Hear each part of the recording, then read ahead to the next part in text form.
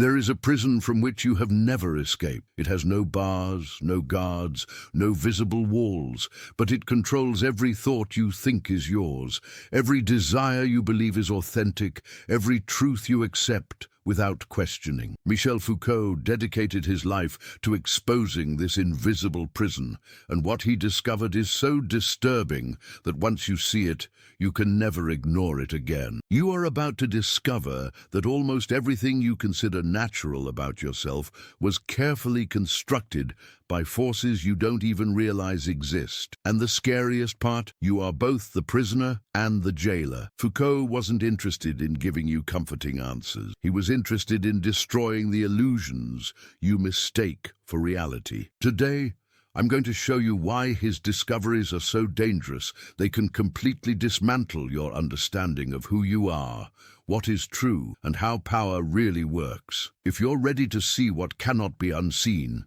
keep watching. But I warn you, after this, you'll never see the world the same way again. Let's start with a question Foucault asked that destroys everything. What do you consider madness? Think about it for a moment. There are behaviors, thoughts, ways of being that you automatically classify as insane, irrational, abnormal. But where does this classification come from? Who decided what is madness and what is sanity? Foucault spent years studying the history of madness and discovered something shocking. Madness is not an objective medical condition that has always existed in the same way. It is an invention, a category created by society to control those who do not conform. In the Middle Ages, the so-called mad wandered freely through cities.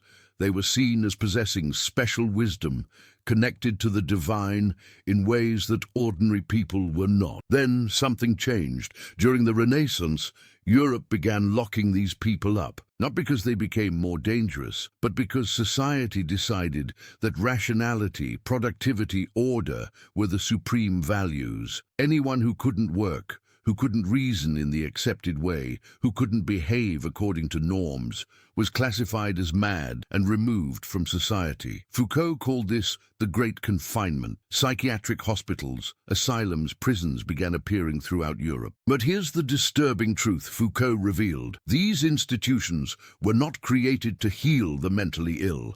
They were created to protect society from those who threatened its order. Madness became a tool of social control. If you don't fit in, if you think differently, if you behave in ways that disturb the system, you can be labeled as mad and removed. And this didn't stop in the 18th century. It continues today. Think about how many behaviors are pathologized, transformed into mental disorders that require treatment, medication, normalization. Foucault wasn't saying that mental illnesses don't exist. He was saying that the line between normal and abnormal is drawn by power, not by nature. And once you see this, you begin to question everything. Who decides what is acceptable behavior? Who defines what is a healthy life? And most importantly, who benefits from these definitions? This brings us to Foucault's most disturbing discovery about how power really works. Most people think that power is something that comes from above, that is exercised by governments, corporations, institutions over powerless individuals. But Foucault showed that this understanding of power is completely wrong. Power is not a thing that someone possesses and uses to oppress others. Power is a network, an invisible web of relations that permeates all of society, operating in every interaction, every norm, every everyday practice. Foucault called this disciplinary power, and it works in a much more subtle and much more effective way than brute force. Think about how you behave when you know you're being watched. You adjust yourself, correct yourself, monitor yourself automatically. You don't need a guard pointing a gun at your head. The mere possibility of surveillance is enough to shape your behavior. Foucault studied prisons, especially the design of the Panopticon, a circular prison where a single guard in the central tower could observe all prisoners, but the prisoners would never know when they were being watched. The result? The prisoners begin to police themselves, assuming they are always being watched. They internalize the surveillance, and here's the devastating blow. Our entire society functions like a panopticon: security cameras, social media, performance reviews, medical records, credit histories. You are constantly being monitored, evaluated, judged. And just like the prisoners in the Panopticon, you begin to monitor yourself, adjusting your behavior not because someone is forcing you, but because you've internalized the norms, the expectations, the standards of what is considered normal, productive, acceptable. You become your own jailer. You discipline yourself. And this is the most efficient form of power because it doesn't require external force. You do the work of control for the system. Foucault realized that this type of power doesn't work by repressing you, by saying no. It works by producing you, shaping who you are, what you desire, how you think. It creates the type of subject that society needs: productive workers, obedient consumers, conformist citizens. And the scariest part? You experience this as freedom. You think you're making choices, expressing your authentic individuality. But Foucault would ask, where do these desires come from? Where does your notion of who you should be come from? How many of your thoughts are really yours, and how many were carefully cultivated by the power structures in which you live? If you're starting to feel uncomfortable, good. That means you're beginning to see, because Foucault isn't offering an easy way out, a simple solution. He's forcing you to confront the reality that you were never as free as you thought. But before we get into how this affects every area of your life, let me show you how Foucault discovered that even truth is a construction of power. We live in a society that venerates truth, science, facts, objective evidence. We think these things exist outside of power, that they are neutral, universal, timeless. Foucault completely destroyed this illusion. He showed that what counts as truth, what counts as knowledge, is always determined by power relations. There is no pure truth waiting to be discovered. There are only regimes of truth, systems that determine what can be said, what can be known, who has the authority to speak. Think about medicine. You go to the doctor, receive a diagnosis, believe it as objective truth about your body. But Foucault would ask, how did medicine gain this authority? Why do you automatically trust a doctor more than other forms of knowledge about the body? The answer is power. The medical profession, over centuries, established itself as the legitimate authority over the human body, disqualifying and marginalizing other types of knowledge, traditional healers, indigenous practices, folk wisdom. This doesn't mean medicine doesn't work or that doctors are malignant.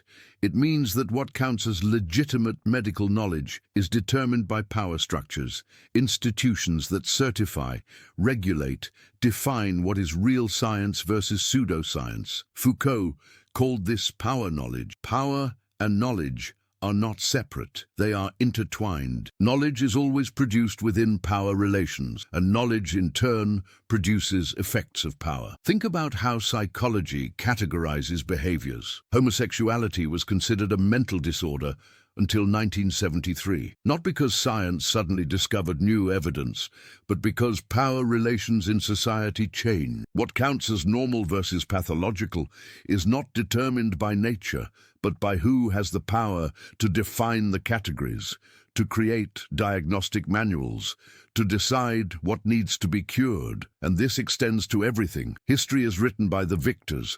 The truths you learn in school are those that serve the interests of those in power. Economics presents theories as natural laws, when they are, in fact, constructions that benefit certain classes over others. Even your understanding of basic concepts like individual freedom, human rights, are historical products of specific power relations, not eternal truths. Foucault isn't saying that all truth is relative or that nothing matters. He's saying something much more disturbing. He's saying you need to constantly ask, why does this statement count as truth? Who benefits from it being accepted as truth? What other forms of knowledge are being silenced or marginalized? And when you start asking these questions, something very dangerous happens. You stop automatically accepting what authorities say. You begin to see that experts, institutions, knowledge systems are not neutral. They are all operating within power relations that shape what they can say, what they can know, what questions they can ask. This brings us to one of Foucault's most radical insights. If power works by producing you, shaping who you are from birth, then even your sexuality, Your most intimate desires are not natural or authentic. They are effects of power. Foucault wrote volumes on the history of sexuality, showing how what we consider natural about sex and desire was carefully constructed over centuries. For most of human history, there was no concept of heterosexuality or homosexuality as identities. People performed various sexual acts, but they didn't define their entire identity based on those acts. Then, in the 19th century, something changed. Medical science began to categorize, study, pathologize different sexual behaviors. Suddenly, there were homosexuals, heterosexuals, perverts, normals. You didn't just do something, you were something. Foucault realized this was not liberating.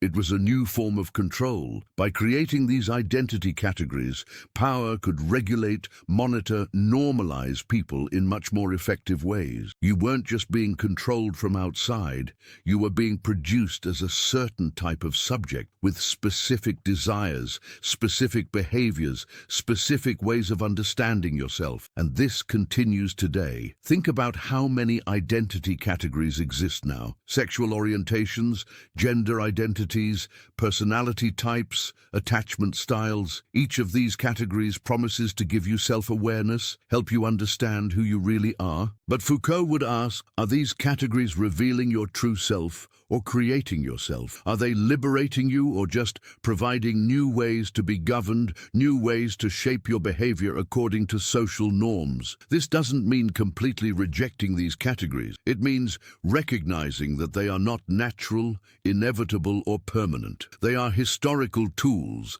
that serve specific purposes. And when you see this, it opens the possibility of questioning, resisting, creating new ways of being that don't fit neatly into the provided categories. But here's where Foucault's philosophy becomes truly disturbing. If power permeates everything, if even your most intimate identity has been shaped by it, is there any way to resist? Is there any authentic self behind all these layers of social construction? Foucault spent his career struggling with these questions, and his answers are deeply uncomfortable. First, Foucault completely rejects the idea that there is a true self waiting to be discovered. There is no essence, no authentic core behind the social masks. You are entirely constructed, formed by discourses, practices, institutions. And here's the crucial turn. The fact that you are constructed doesn't mean you can't reconstruct yourself. Foucault called this technologies of the self, the practices through which you can actively shape yourself, create new modes of existence, invent ways of being that don't conform to the provided scripts. Resistance, for Foucault, is not about overthrowing the system once and for all. It's about constantly refusing to be who power wants you to be. It's about practicing freedom in the small spaces where you can, experimenting with your identity, your relationships, your desires. It's about recognizing that if you were constructed by power, you can also reconstruct yourself through conscious and creative practice. But this requires a specific type of courage. The courage to live without the comforting illusion of a true self, without the guarantees of eternal truths, without the security of fixed norms. Foucault was inviting you to live in perpetual uncertainty, constant questioning, continuous reinvention. And most people don't want this. They want answers, stability, the security of knowing who they are. Foucault refused to give that. He said that freedom is not a state you achieve, but a perpetual practice of resistance and creation. You are never completely free, because power is always operating. But you are also never completely determined, because there is always the possibility of acting differently, of thinking differently, of being different. Now let me show you how this works in your everyday life, because this isn't just abstract theory. It's about how you live every day. Think about your work. You probably think you chose your career, that you're following your passion, fulfilling your goals. But ask yourself, where did these aspirations come from? Why do you value the type of work you value? Why do you measure your worth by your professional success? Foucault would show that you were trained from childhood to be a certain type of worker. School wasn't just about learning subjects, it was about learning to sit still, follow instructions, be evaluated by authorities, compete with your peers, internalize the discipline necessary to become a productive employee. Every grade, every test, every report was part of creating you as someone who fits into the economic system. And now you carry this discipline with you. You constantly monitor yourself. Productivity, efficiency, optimization, these are the norms you've internalized. You feel guilt when you're not being productive, anxiety when you're not optimizing your time. You've turned yourself into your own manager, ensuring that you conform to the demands of capitalism without anyone needing to force you. But Foucault would also show that there are cracks in this system. Moments when you can resist, create different relations with work, refuse to be reduced to your productivity. Not necessarily leaving the system completely because you need to survive, but finding small ways to live differently within it. This could be as simple as refusing to work on weekends, creating instead of consuming, valuing relationships over achievements. Or think about your relationships. You probably think you choose who you love, how you love, what kind of relationships you form. But how many of these choices are really yours? How many are scripts you absorbed from movies, books, social media, family expectations? Foucault would ask, what would a relationship be that you consciously created, instead of one you simply enact based on social norms? This is incredibly difficult because you've been trained to think about love, commitment, family in very specific ways. Deviating from these scripts can lead to judgment, isolation, being seen as immature or dysfunctional. But Foucault would say that accepting these scripts without questioning is giving up your freedom, allowing power to determine even your most intimate relation. And then there's the way you understand yourself. You probably think of yourself as a unique, autonomous individual with a distinct personality. But Foucault would show that even this notion of individuality is an effect of power. You've been taught to see yourself as an individual responsible for your own choices, successes, failures. And this is incredibly convenient for the system because it means that when things go wrong, you blame yourself instead of questioning the structures that shaped your option. Foucault isn't saying you're not unique. He's saying your uniqueness was produced, that you are the result of countless historical,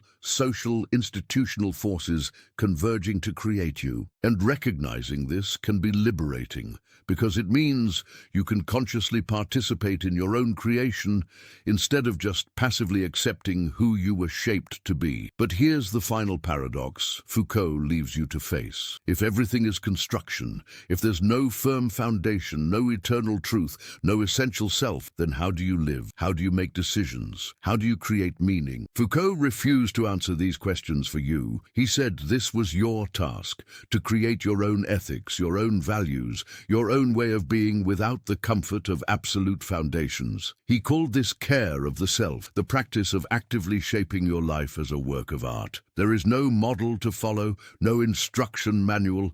There is only constant experimentation, perpetual questioning, continuous creation. And this requires a type of courage that most people don't have because it means living without guarantees, without the security of knowing you're doing it right. Foucault lived this philosophy to the end. He refused to be categorized, refused to conform his ideas into a coherent system, refused to give easy answers. He constantly explored new modes of thought, new ways of being, new types of experience. And when he died of AIDS in 1984, many tried to turn him into a martyr, a symbol, an authority. But he would have hated that because he never wanted to be an authority. He wanted you to question all authority, including his. So what do you do with all this? How do you live after understanding that you were constructed, that your truths are effects of power, that your freedom is always partial and precarious? Foucault would say,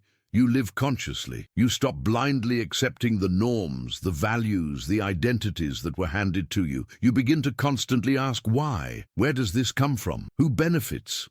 What other possibilities exist? And then you experiment. You try different ways of thinking, of relating, of being. You recognize that you'll fail often, that many of your attempts at resistance will be co-opted by the very system you're trying to resist. But you keep trying anyway, because the alternative is to passively accept everything that has been made of you. This is not a comforting philosophy. It doesn't promise salvation, enlightenment, or final liberation. It promises only perpetual struggle, endless questioning, constant uncertainty. But it also offers something few philosophies offer: complete honesty about the conditions in which we live, and the possibility, however small, of creating something new within those conditions. Foucault was right about this. Once you see the power structures that shape your life, you can never stop seeing. You can never return to innocence, to the naive belief that you are simply free, that your choices are simply yours, that truth is simply truth. But perhaps this loss of innocence is necessary. Perhaps it is only through seeing clearly that you can begin to live deliberately. Because here's the final truth Foucault offers: power is never total. There are always cracks, spaces, possibilities for resistance. You may never completely escape the structures that constructed you, but you can always refuse to be totally defined by them. You can always search for new modes of existence, new ways of thinking, new types of relationships that don't fit perfectly into the provided molds. And perhaps that's freedom enough. Not the fantasy of total autonomy, but the real practice of creative resistance. Not the illusion of a true self waiting to be discovered, but the hard work of repeatedly inventing yourself. Not the security of eternal truths, but the honesty of recognizing that all truth is historical, contestable, changeable. Foucault doesn't make your life easier. He makes it more conscious. And consciousness, though painful, is the only path to any real freedom, because you can only resist what you can see. You can only change what you can recognize, and only through understanding how you were constructed can you begin the work of reconstructing yourself. So if you've made it this far, you've already changed. You've already begun to see what cannot be unseen, and now you have a choice. You can try to forget, return to innocence, comfortably accept the norms and truths that were given to you, or you can move forward into uncertainty, questioning everything, constantly experimenting, creating your life as a work of art without a model. Foucault would say, there's no right answer, there's only your answer. The way you choose to live with the knowledge that you were constructed and yet can reconstruct yourself. The way you balance acceptance and resistance, conformity and creation, survival and freedom. And perhaps that's the final lesson. Life under power is not about finding a way out, because there is no way out. It's about learning to live consciously within the structures that exist, while constantly looking for cracks, possibilities, moments when you can be something other than what you were planned to be. Foucault offers tools, not answers. He shows how power works, how you are shaped, where the possibilities for resistance exist. But the work of actually resisting, of actually creating something new, that work is yours. And it's endless, because power never stops operating, so resistance can never stop. But perhaps there's beauty in that, in the constant struggle, in the perpetual refusal to be completely captured, in the continuous creation of new modes of existence. Perhaps freedom is not a destination you reach, but a practice you live, day after day, choice after choice, act of resistance after act of creation. And now you know. You've seen what Foucault saw, the invisible prison in which we all live. And while you can never completely escape, you can at least stop being an unconscious jailer of yourself. You can begin to live deliberately, consciously, creatively, within the conditions that exist. This is all Foucault can offer, and perhaps it's all any honest philosophy can offer. Not the promise of easy liberation, but the hard truth about the conditions of our existence and the fragile, precious possibility of doing something different with that truth. If this video changed the way you see the world, subscribe to this channel. We explore philosophical ideas that challenge everything you think you know about reality, power, freedom, and identity. Click on the next video on your screen about how Nietzsche predicted the crisis of meaning we're living through today. And remember, you'll never be the same after understanding Foucault. The question is, what will you do with this knowledge? See you in the next dimension.